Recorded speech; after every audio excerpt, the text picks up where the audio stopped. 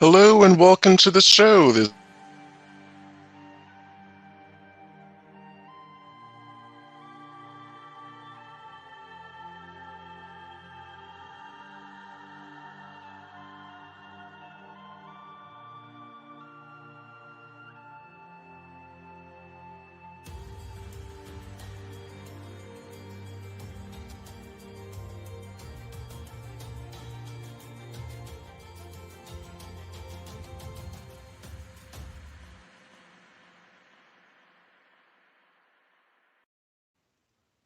Hello, welcome to Genealogy Adventures. I'm Brian Sheffy.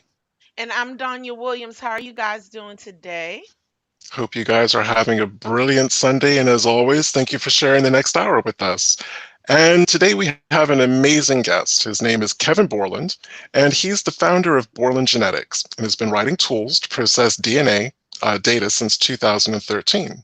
He holds a physics degree from MIT and a law degrees from Rutgers University and the Vermont Law School.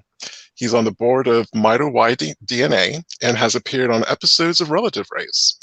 Borland Genetics is a unique autosomal DNA database where users create public DNA profiles for their deceased ancestors using the tools and methods provided on the site. In this database, you will not only be matched against the DNA kits of living donors, but you will typically find among your DNA matches user-source reconstructed DNA kits for individuals who lived a long time ago.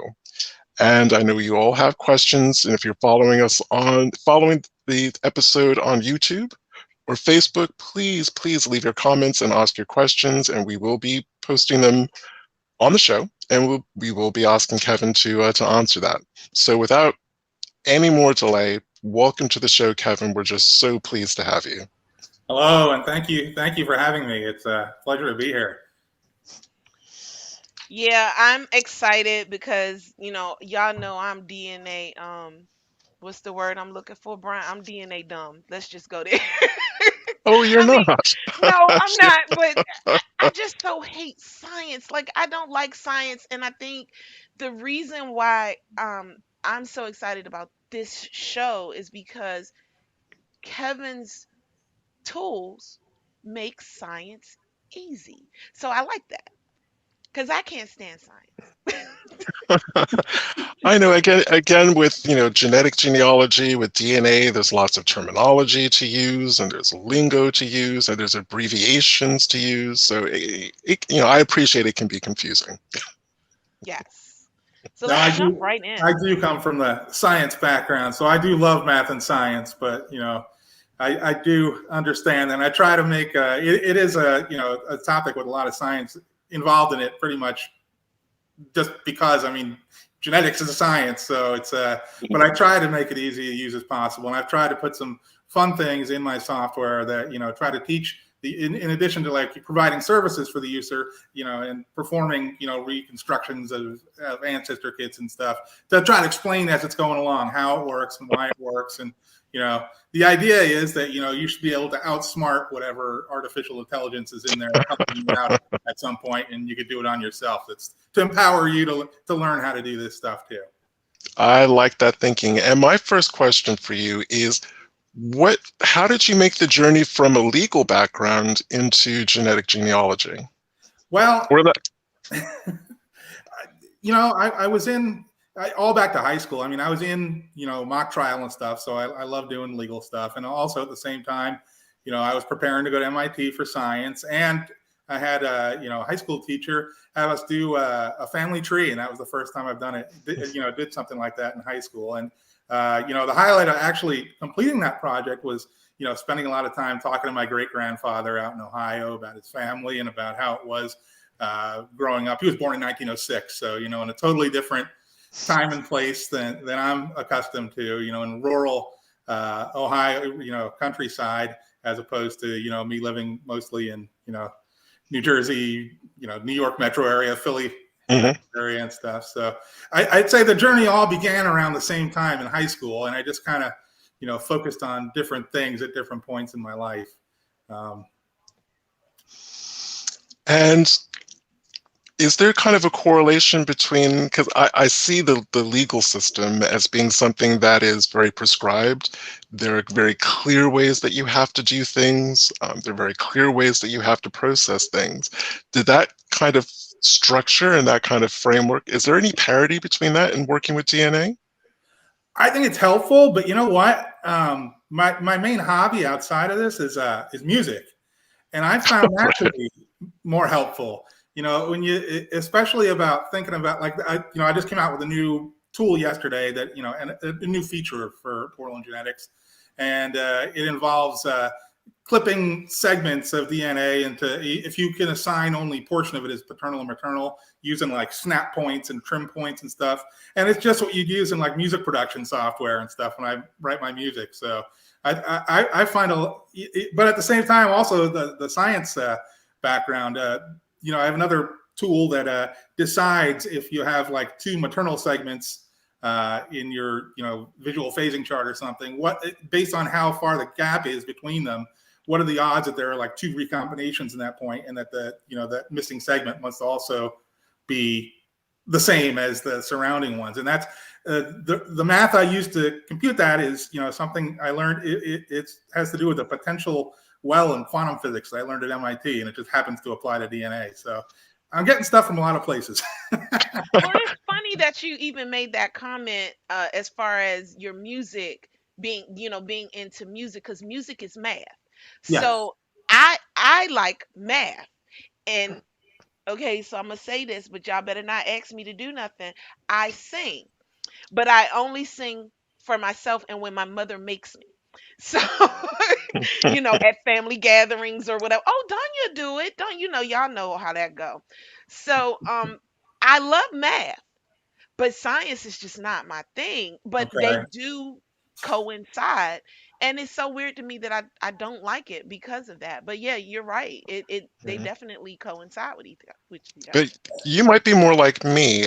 My reluctance with science when I was young was because the way it was taught didn't match my teaching style at all. Mm. Asking me to read something from a book or watch a teacher scribble something on a board was the worst way for me to get like the science concepts.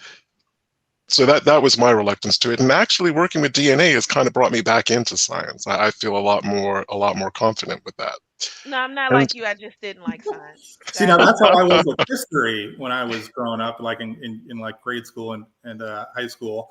And you know, I felt like a lot of it until later in high school, towards the end when there was some interesting stuff they taught us, you know. But I felt like I was just remembering dates that I'd never remember, and then, Mhm. you know. But now I love it. You know, I could sit and watch the History Channel all day. You know, if it's presented that way.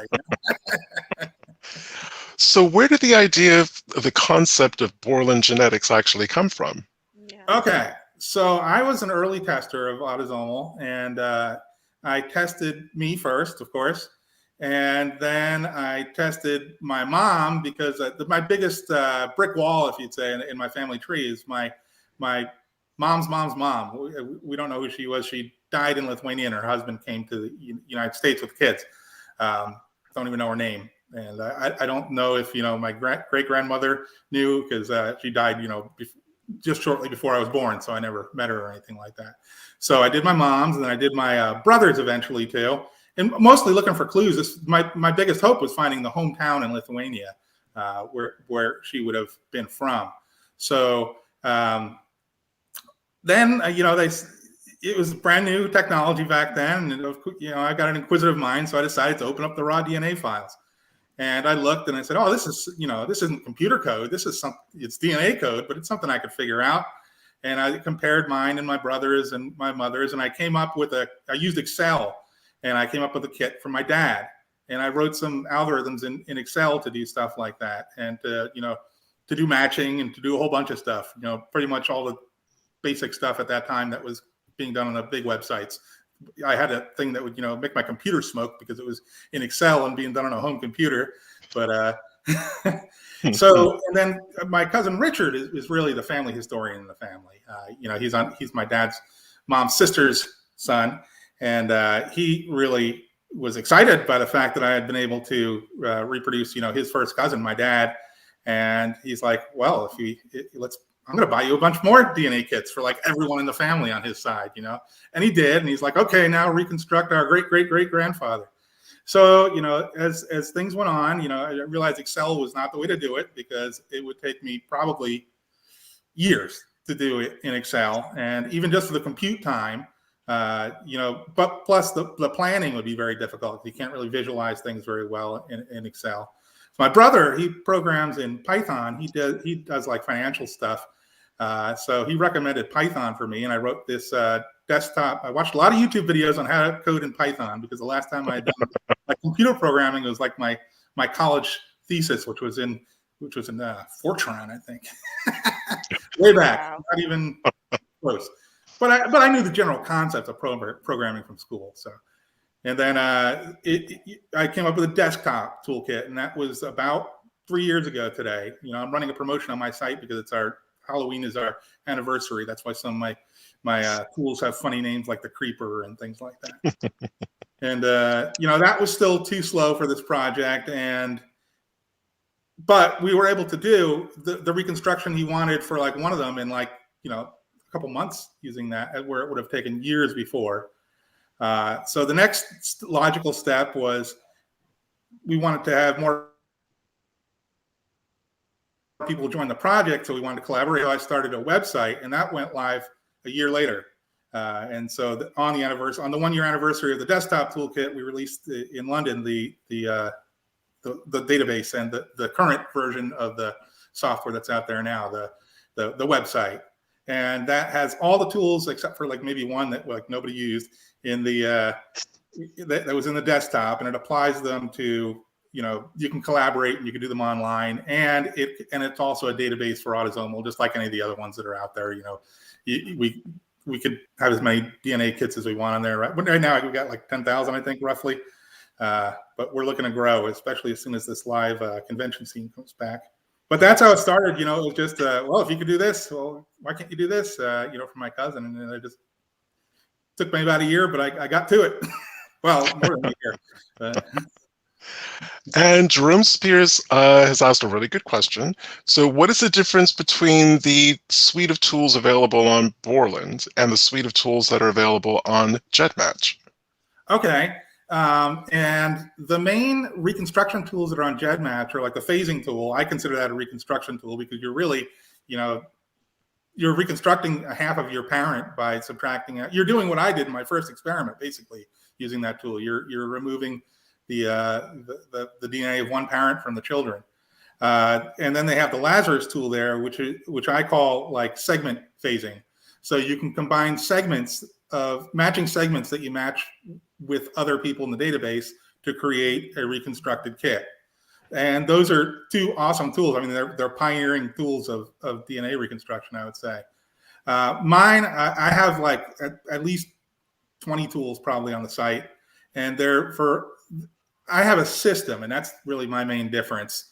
I've come up with a system for systematically reconstructing just about anybody based on any source of resources that you have. So, for example, for the phasing, you need a mother and a child. For the Lazarus, you just, you need some cousins and things like that. But I've came up with a system where first you phase as much as possible, and then you assign an ancestor, like DNA painter style, assigning ancestors, usually mother or father first, because I like to do it one generation at a time to make sure I'm not making mistakes. Because if you see funky 10 recombination points on a chromosome because, you did something wrong, So I do one generation at a time. I'll assign it to the ancestor in the next generation. And then since it's phased, you only have like one column of data, that means basically. So you could easily just extract that from the file and dump it into your new ancestor file. And then, you do this you phase by comparing between two people. And they could be, it could be the full genome, it could be a part of the genome, a block, like with a sibling, or it could be small, a segment, just like the Lazarus tool does. And then what you can't do manually anyway on GEDmatch, the Lazarus tool does some sort of merger, is you merge the building blocks that you've created using the various cousins of people of different relationship. And I call it the flagship tool on the site is the Creeper, which is a virtual assistant. And I don't want to say the name because she'll wake up here, but it's sort of similar to dyslexia, where you would where you would it tells you what to do next. It tells you why you're doing it. It'll look and see, okay, well, you don't have neither your parents tested. It'll help you phase using a child and then identify, I call it reverse phasing. You could use your child to phase yourself into your parents, because it just involves the extra step. But those tools for the extra step are on my site. You can make 2 separate files, but then they're going to have recombination points in them. But to paint them, to identify which of the grandparents they go to, all those tools are on my site, and we have automated visual phasing on there, where siblings can test, and you need outside references too. They have to have some cousins on the site or whatever, but it can do, you can, once it's done, you can go through chromosome by chromosome and see the different recombination points. And what's nice about this style of visual phasing, it doesn't just produce a chart. It does produce a pretty chart, but it also makes output kits that represent your grandparents.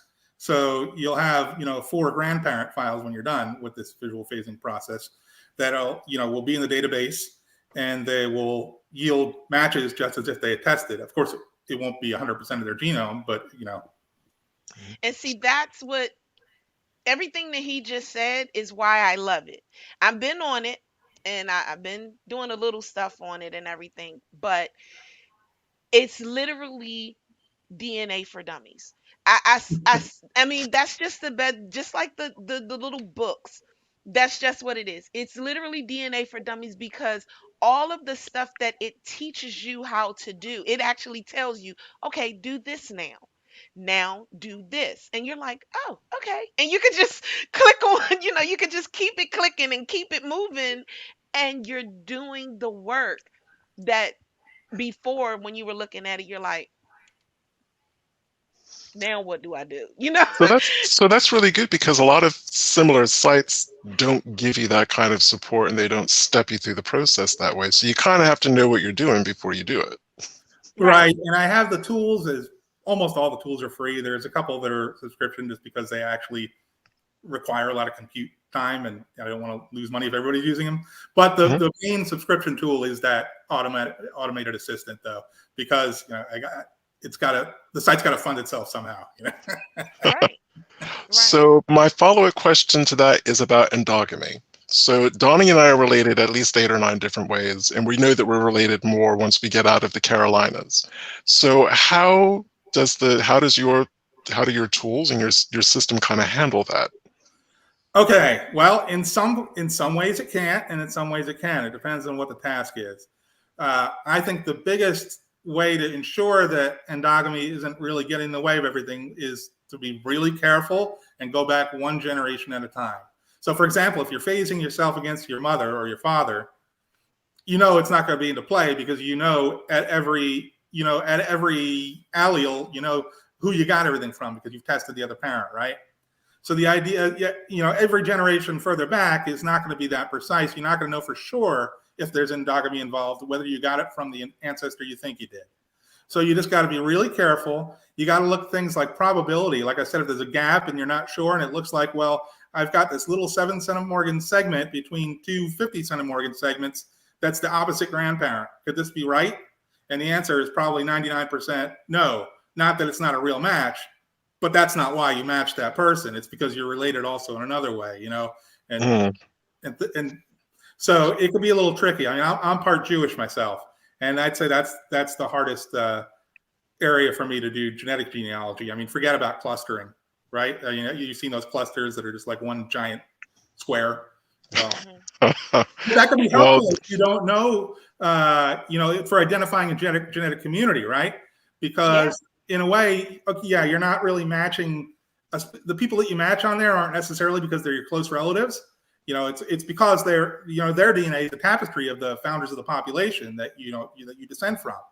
So, but a match like that, and you see a square, and all of a sudden it's all people of the same ethnic community. It tells you something about yourself, right? It tells you. I mean, that's how Ancestry. I don't know. That's not exactly how Ancestry does it, but they do genetic networks, which is similar. And it tells you that you're in the community of early settlers of Southeast Ohio, or whatever it is,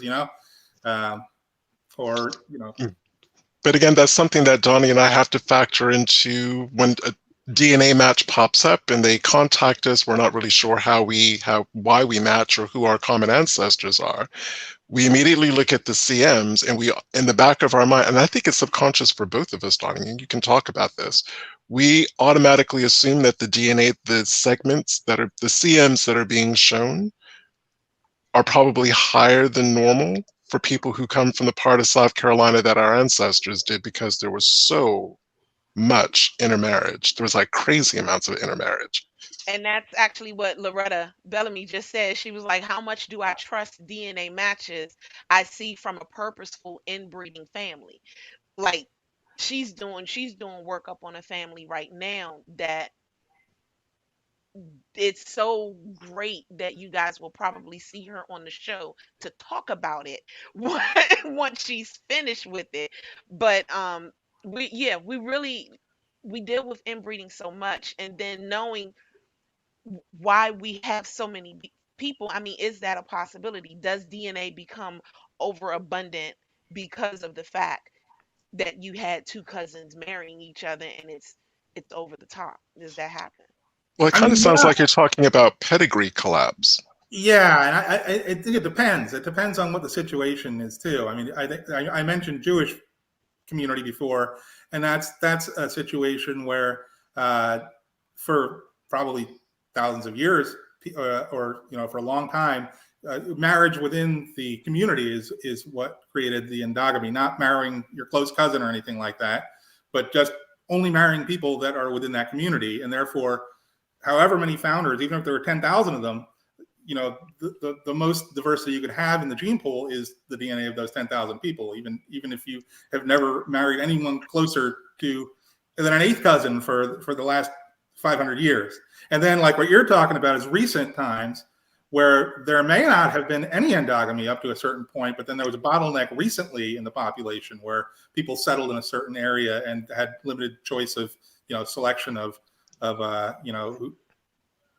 so they are different things, and I think there are different analysis that you can use.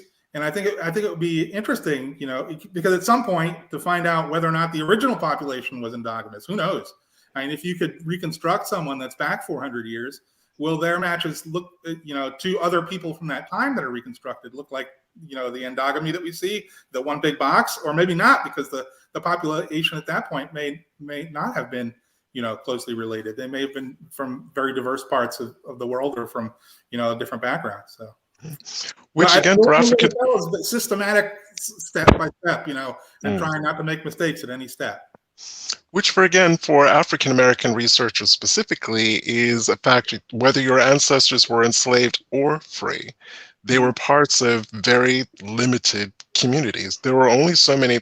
You either married someone from your community, which chances are you were already related to them, or you didn't get married. I mean, I guess if you were a free person of color, you could always move. If you were enslaved, you couldn't. That keeps popping up more and more and more as more African Americans do their DNA. Sure. And I would say there are different kinds of endogamy too, because you mentioned the difference between pedigree collapse and endogamy. I would say there's even a little more structure into different types of endogamy. For example, like I'm also a part Lemko-Rusyn, which is a minority ethnicity in the Carpathian Mountains on the border of Poland and Russia.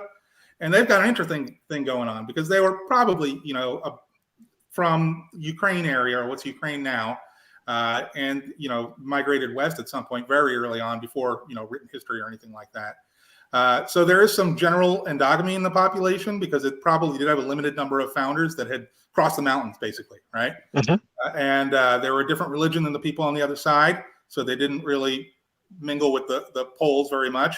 And they spoke a different language. They spoke an Eastern Slavic language, as opposed to the Polish people or the Slavic people, Slovakian people that spoke a Western Polish language. They probably would have almost understood each other, Yeah. Almost, but and then you got the fact that they're in the mountains. So there's a second layer of endogamy, is that even within the population, what you tend to match are people from your valley. So there's you may not necessarily be matching a person because you're a close relative of them, but it may be for two reasons. Maybe because you're just the same genetic community as the rest of them.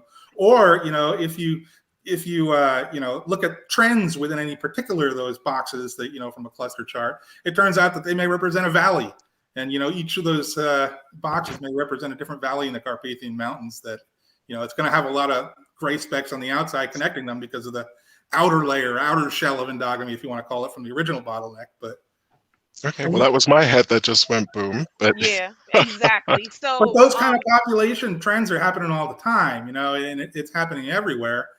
Probably at a more accelerated rate now because of transportation, innovations in the past few hundred years or so. But I'm sure it's been that way forever, just about everywhere. People move around, they move slowly.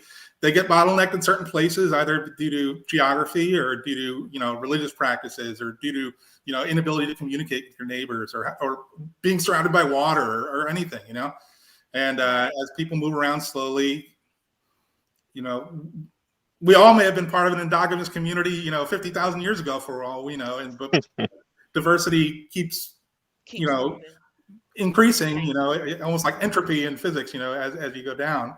But then there'll be other bottlenecks that'll happen and start the, isolation, if you want to call it.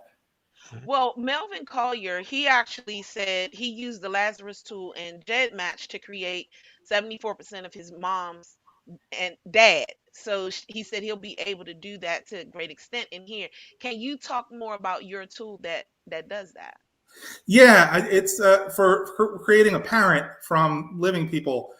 Probably depending on what your resources are, but if you, as far as like who you've tested, but if it's like my situation where you've tested like a couple siblings and a parent, then you use a missing parent tool, and you just do if you had 3 siblings, you just do 3 runs of it, So you do 1 run for each sibling and find the missing, and then you merge the 3 at the end, and maybe you get something like 74%. That would be that process. But I don't know if that's sort of how you did it with the Lazarus. I don't know if you had siblings and a missing parent, or if you used cousins. And because the corresponding sort of tool is called the Phoenix tool on my site. It's not the same as the Lazarus because it only allows you to have, I don't know, one, what you'd call I call it a child kit. In the Lazarus tool, they call it, I think, a group 1 kit. And, you're allowed to pick as many cousins that you match on the site and, phase them against you and get the portion that you share. And then if they're all maternal cousins, for example, that's the Phoenix tool on my site. And it'll merge them together for you. It's kind of a script more than one of the building block tools that I described before, like the extract or the phase tools. So it's, wow. That answered this lady's question: if this is usable if there are no parents or siblings to test, and parentage is yes. questionable also. So you actually just answered her question. I like to think of it as sort of like a dinner setting, because the GEDmatch has some tools, and they're excellent tools. And if you have the same, if there are basic resources like that, like parents and children or siblings, you're probably going to get the same results on GEDmatch as you are on my site. They're very good tools. They're arguably my competitor, but they're also, pioneers in the industry, and we do different things. The area where mine are gonna, shine is gonna be with those odd combination of relevance and sibling phasing and things like that you can't do on GEDmatch. And the dark side tool, I call it, and that was a Halloween sort of reference to. It was originally called the Darth Vader tool, but it sort of does what the missing parent does, but at the segment level. So it's the opposite of the Lazarus tool. Instead of finding all of the shared DNA you have with your matches that are on, say, your paternal side, it'll extract the opposite strand from you.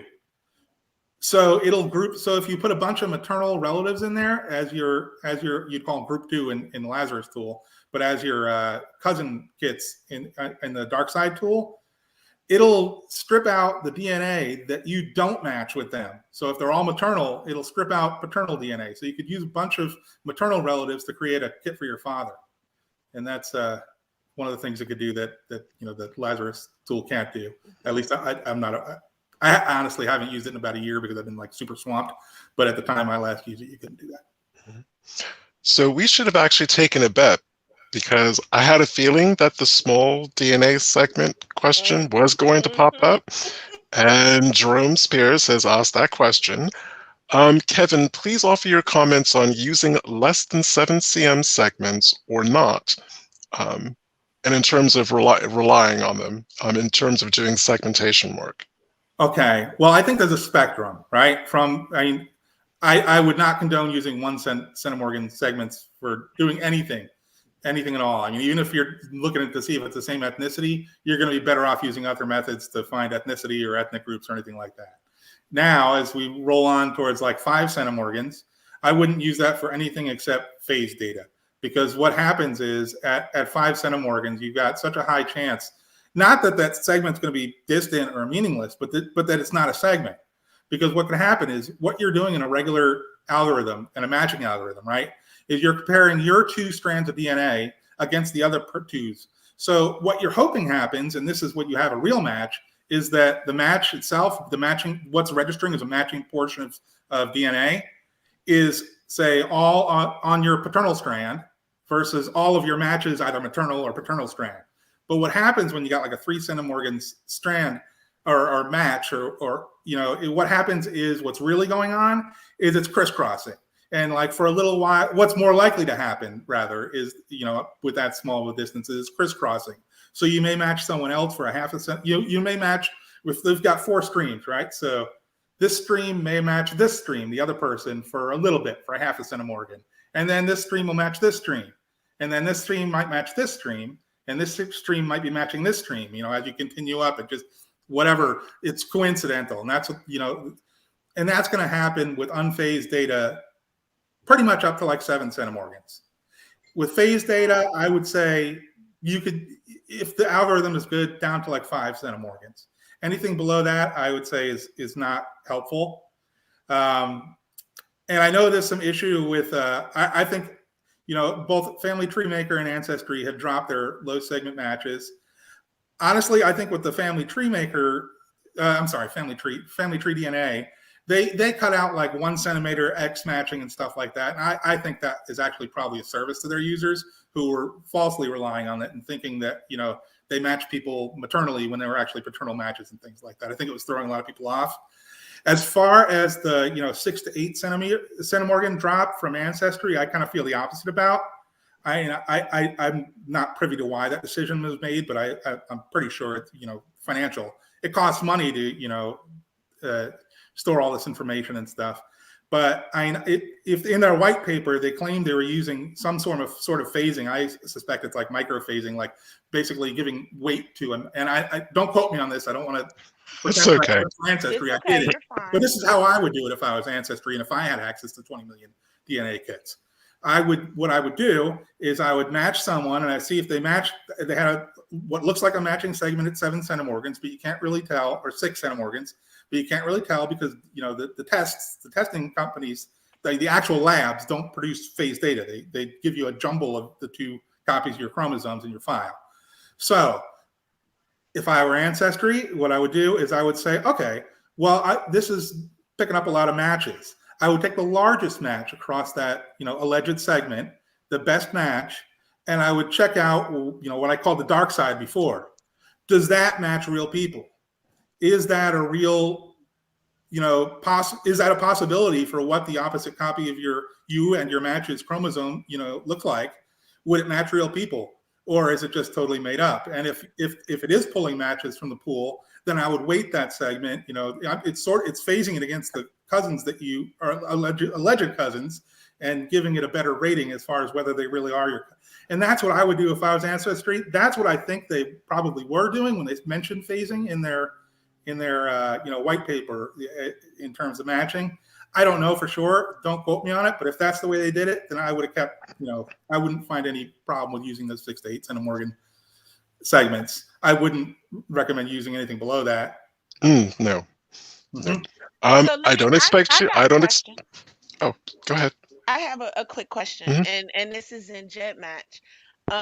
So GEDmatch has this tool, and I haven't seen this tool on yours yet, but they have this tool where you can compare where 2 people match 1 kit, 2 or more kits. It's there, and it pops up on a button if you have any of those matches. So, for example, it is a small database right now. It's only like 10,000 kits. So, But we're hoping to grow it through events like this and stuff, Yeah. But yeah, when you click on the match itself, so from the match, there is a button that says shared matches, and the cutoff on my side is 15 centimorgans.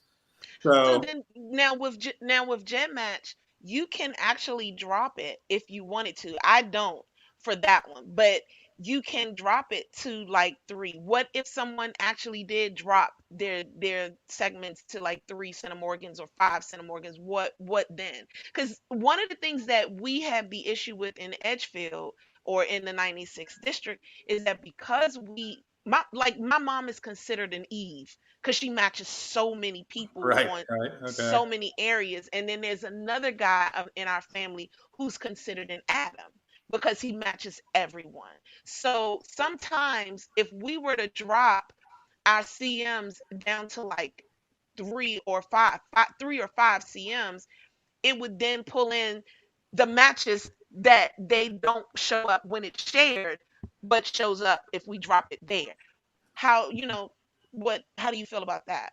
Well, I don't know. I haven't actually played with that really, that in that manner, rather. So I chose the cutoff of 15 centimorgans. I thought Ancestries was a little too conservative at 20. And I know GEDmatch you could put, I don't know what the limit is, but you could lower it a lot further. You can the limit is 10, but you can lower it. And what I find at the lowest setting or lower settings on GEDmatch is that I'm more likely to share a match with we'll call it my primary match, right? And we'll call the other ones my secondary matches, the shared matches, right? Mm-hmm. I'm more likely to match those shared matches, those secondary matches that in common with the primary match through completely different ancestor.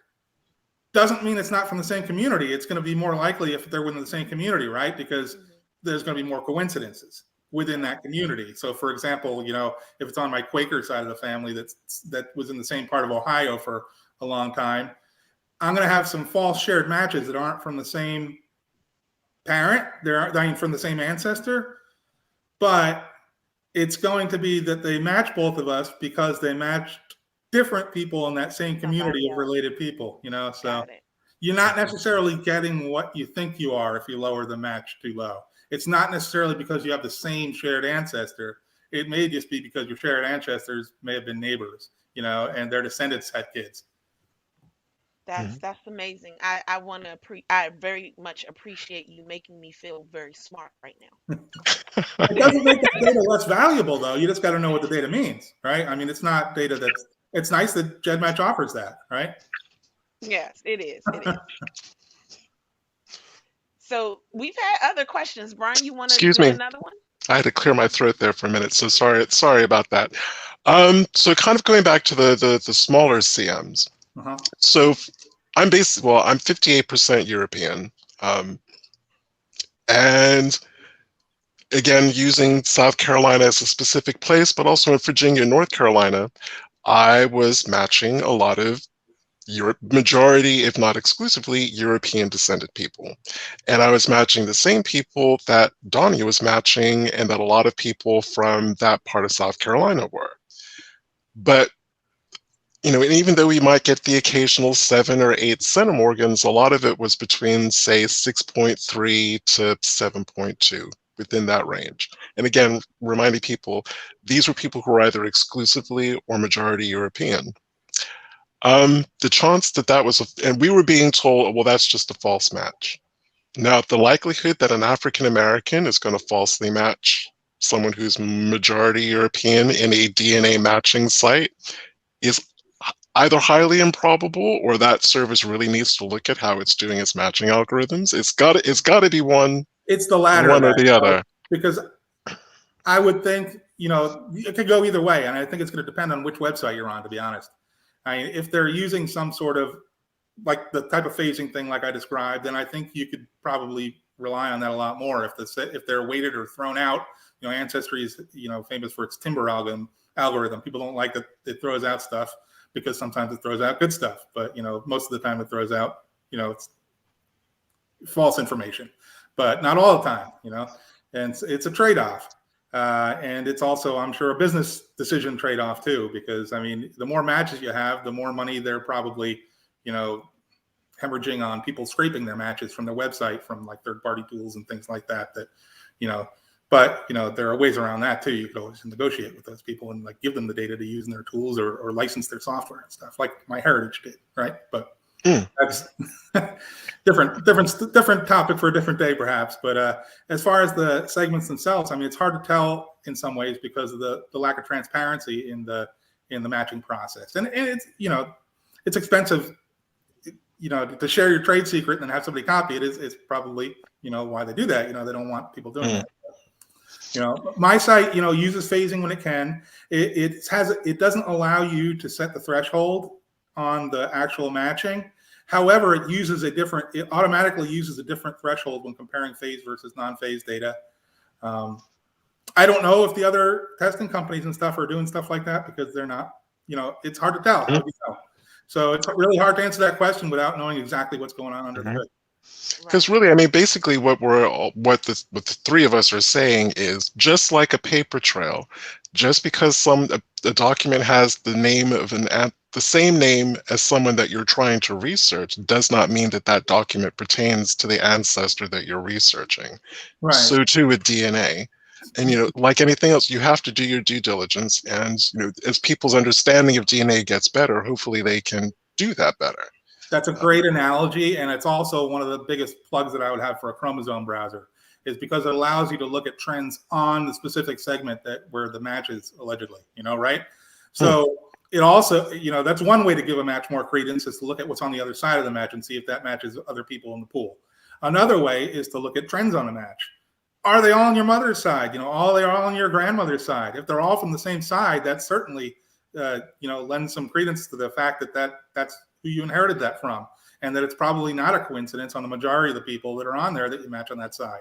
Maybe for a couple of them, but if you got enough, if it's like 10% of the matches are from this valley in the Carpathians and 90% are from the other valley, those 10% may be false matches from an earlier time and endogamy, but you're looking pretty good for that segment coming from whatever ancestors you had that came from that valley, right?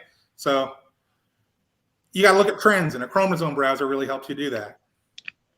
So I have a question from Becky Purdue. She says, will companies eventually ID each DNA strand as mom or dad, or do you see something like that happening? I know you can't speak for us. That's a great question. And that's like the first goal on my site, not for me to do it, but to have the user try to do that using all the resources available. But the issue, I think, isn't so much at the stage of the tools or at where the testing companies are doing. I think the technology that's prohibiting that is at the lab, and there are some short, I don't know what you call it, phasing over short, not even segments, but there are some tools out there that universities have that try to phase it just from the measurements from the lab.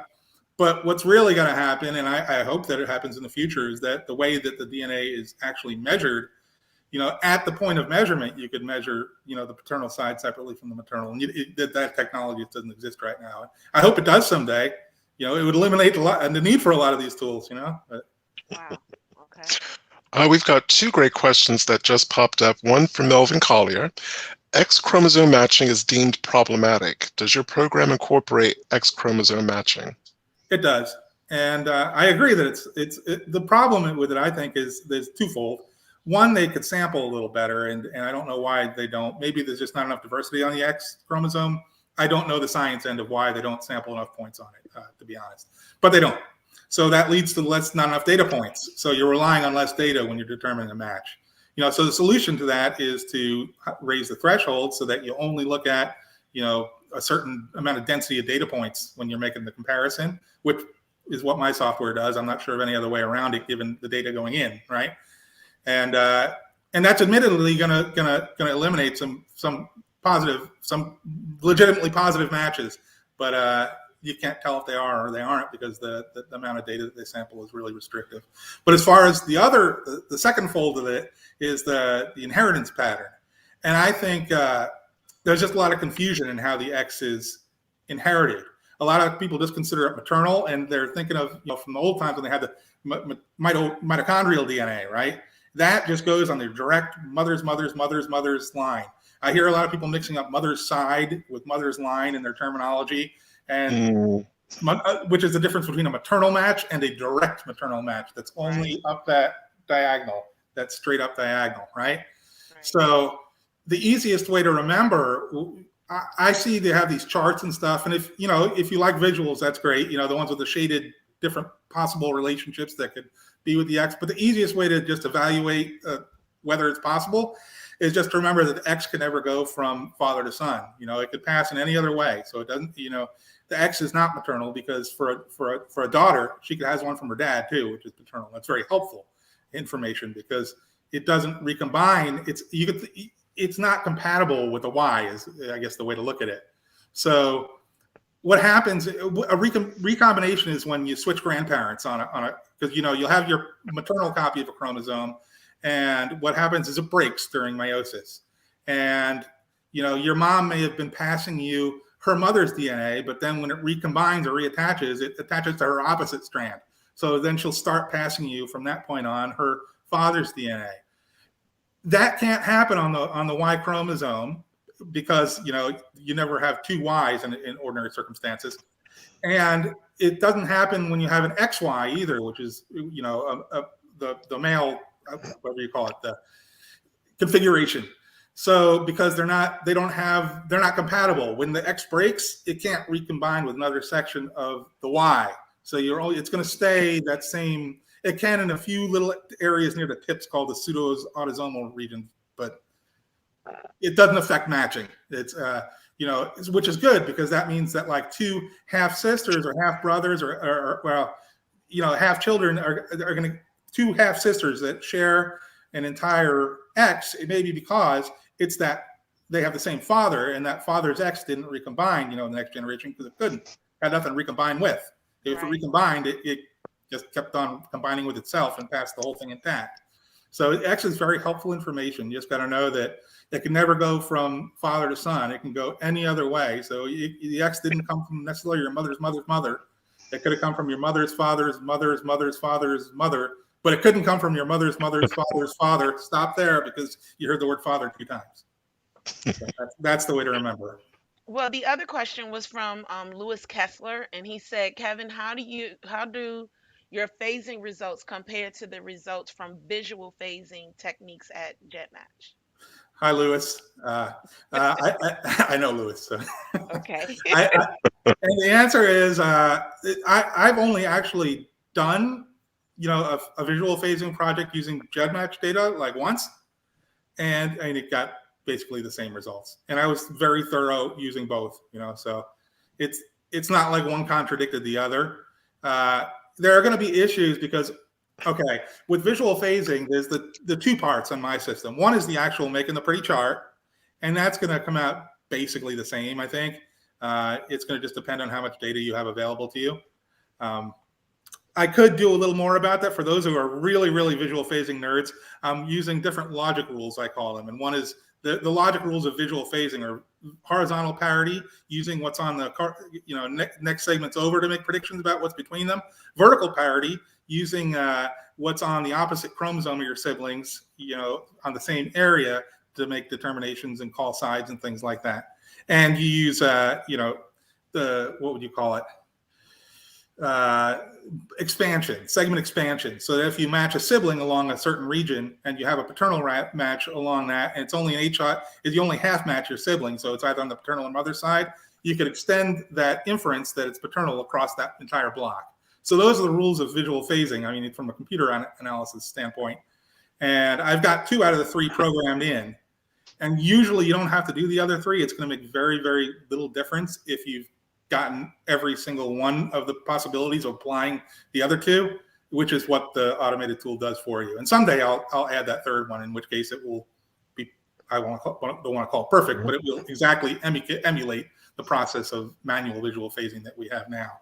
But there's an issue with the output kits that's different from the chart because of, I call it entanglement because I'm from physics, but it has nothing to do with like quantum entanglement.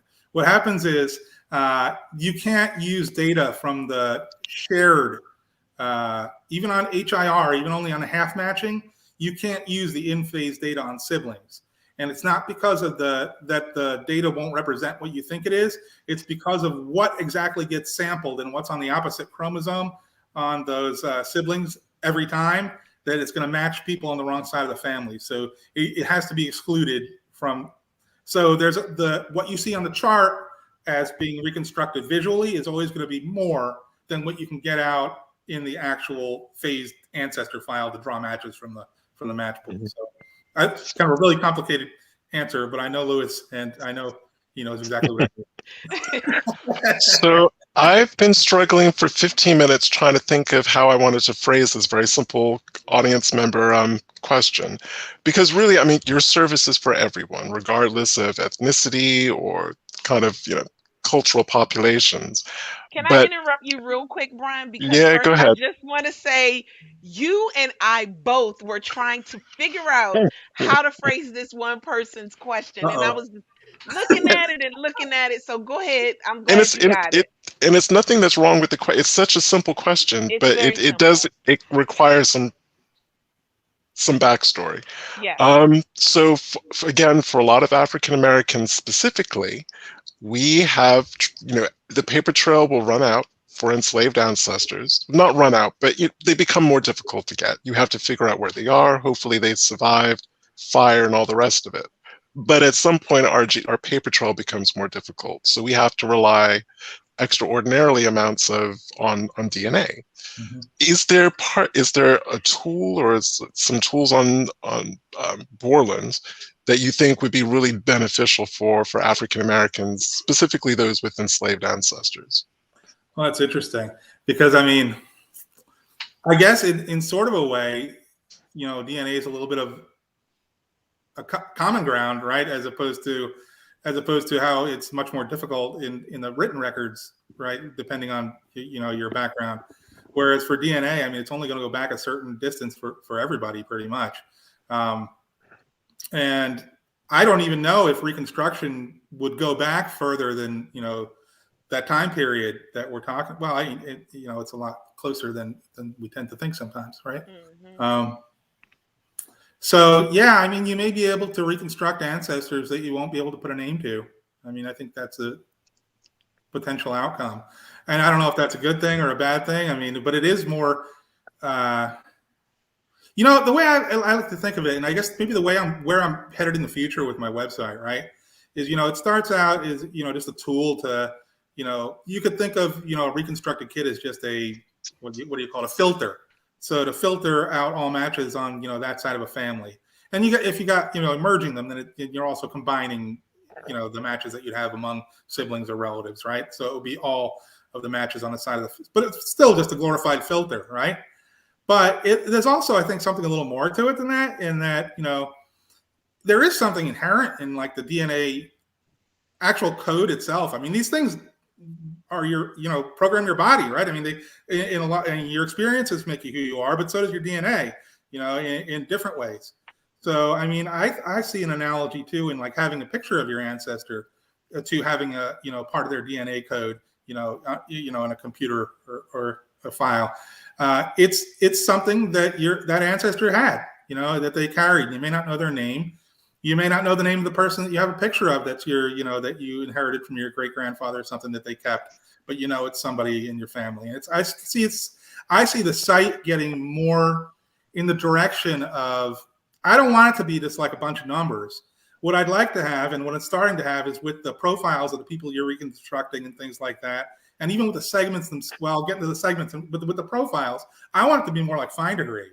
I don't want it to be just a name and like, a star next to it for an alias like GEDmatch has, or on Ancestry, just a little symbol that says no tree. I want people to put up profiles. I want people to put stories up about the ancestors and make it much more like a Find a Grave looking layout for the profile. And I'm working in that direction. I've added family tree events to the site and things like that too recently in the previous update that I did to the site. And same with the segments. Right now, a chromosome browser is great. But what you look at it and see is, you can see the name of an ancestor, or if you've used DNA Painter, right? Because that's my favorite tool for DNA painting, or for mapping your chromosomes.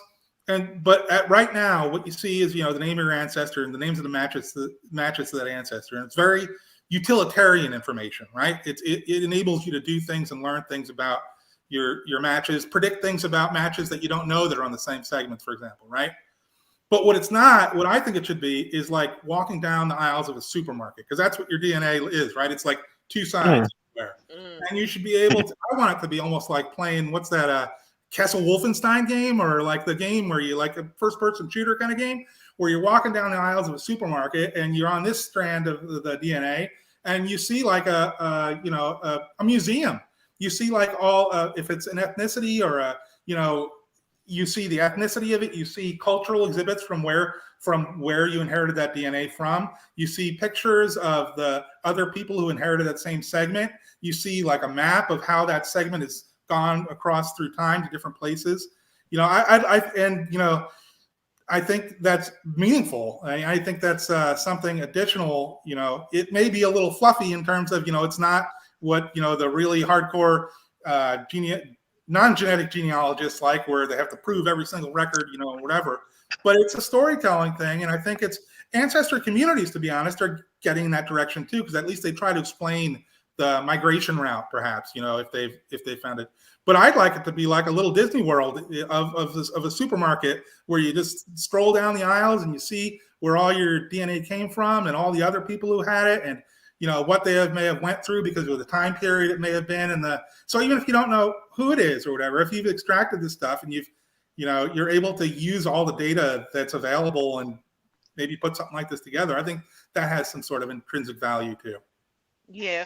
Well, you actually answered Jerome Spears' question, which was forecast what we will be able to do in 5 or 10 years in your view, using your other sites and DNA as far as that's concerned. But then Melvin, he came in and said you hit the nail on the head, putting DNA with ancestors we can't currently identify by name due to the aspects of American slavery. This is something we are all tackling. So, I mean, we're rolling down to the end, and there's so many more comments that are now popping up that we can't even get to. So, I want you to just like really talk about, just very quickly. I wanted you to talk about the DNA as well, just like real quick. Okay. So two things going on right now. I have two, affiliations. I'm affiliated with Borland Genetics, the company that I founded, and I'm also affiliated with MitoY DNA, which is a nonprofit org, and they are like a database for matching across platforms for mitochondrial and for Y DNA.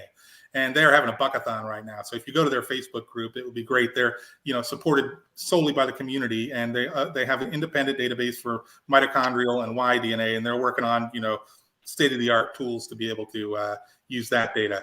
And for my site right now, and I have a promotion going on right now where I'm not selling you anything. The site is complete. All the subscription tools on the site for Halloween are free to the public today, and they are every Halloween because that's Borland Genetics' anniversary.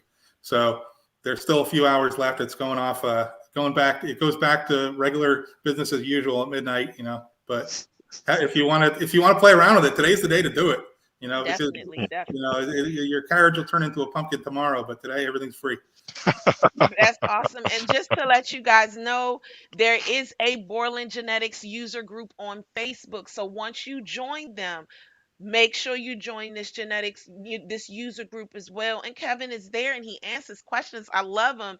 And then the other thing is, for our Edgefield DNA people, he is going to help us with the Moses Williams project, which is under the Sheila Hightower Allen Foundation. He's going to help us try to figure out how all of the 96th district is related.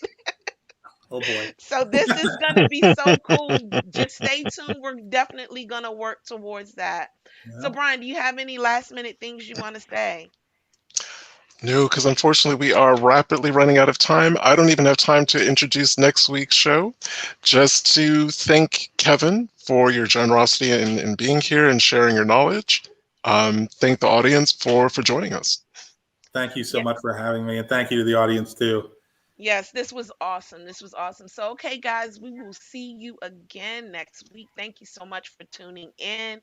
You guys are great. Don't forget, follow us on Instagram, Facebook, um, Twitter, and of course, E360 TV. We look forward to Absolutely. seeing you guys again. Thank you so much. See you next Bye. Sunday. Bye.